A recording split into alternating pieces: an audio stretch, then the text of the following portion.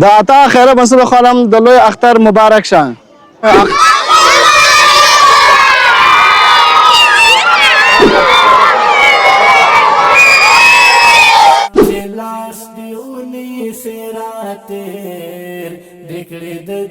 السلام علیکم ورحمت الله وبرکاته. 2023 کال قربانۍ اختر مو مبارک شه.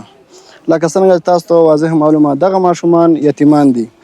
عطا خیره بنسل دې ته یو ناچیزه ډالۍ برابره کړې ده، یو جوړه کالي، سپلی او د اختر شیریني ده. همدارنګه به د قربانۍ غوښه هم په همدغه مستحقینو باندې مونږ ویشو. قل أعوذ برب الناس ملك الناس إله الناس من شر الوسواس الخناس الذي يوسوس في صدور الناس من الجنة والناس. صدق الله العظيم. چلاس دیونی سراتر دکړې د ژوند بلارا چې حوصله درکړي او داسې مشرور دي نشتا. یتیم پلار دی شهید شوی او کمور دی نشتا. یتیم پلار دی شهید شوی او کمور دی نشتا. د مینې کور د سترګو تور د زړه ټکور دی نشتا. یتیم پلار دی شهید شوی او کمور دی نشتا. یتیم پلار دی شهید شوی او کمور دی نشتا. خای چتللی دا کوسو کی خیراتنا غواړي.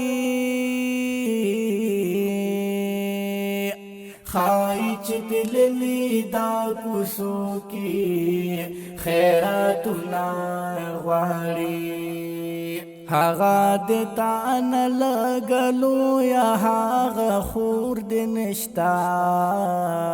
یتیم پلار د شهید شوی او کمور د نشتا. یتیم پلار د شهید شوی او کمور د نشتا. د مینې کور د سترګو تور د زړه ټکور د نشتا. یتیم پلار دی شهید شوی او کمور دی نشتا.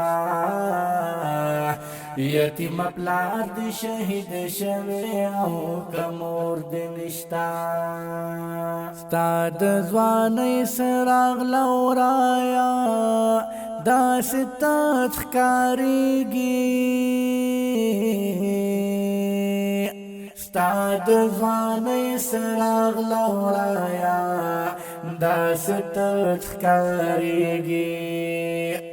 لکه ډیوه د بتۍ سر کې نری اور دې نشتا.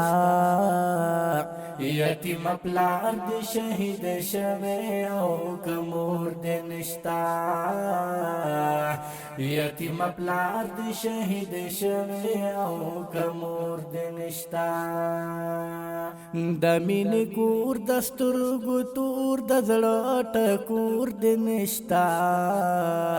یتیم پلار دی شهید شوی او کمور دی نشتا.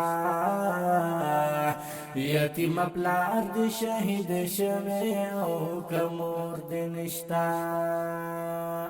نن رات او خاند خندا کی یو انظور دی اخلاق. نن رات او خاند خندا کی یو انظور دی اخلاق. د غوسو شون د عطا خیره بنسل خانم د لوی اختر مبارک شه.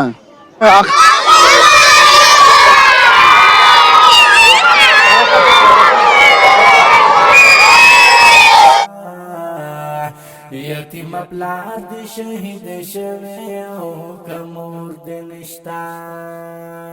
د مینې کور د سترګو تور د زړه ټکور دی نشتا.